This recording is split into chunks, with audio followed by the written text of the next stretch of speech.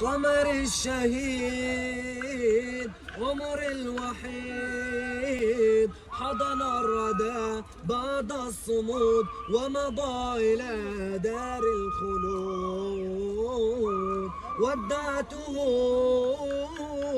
والدمع بي والبعد بات معذبي، يا أرض ما شئت اطلبي، لبيك لبيك يا جود.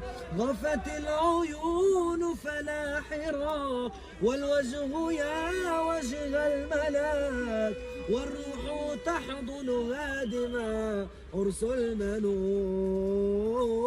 والعيش كم يحلو هناك، والله يا قدر اصطفاك، قد حان نومك في ثراك وطن حنون.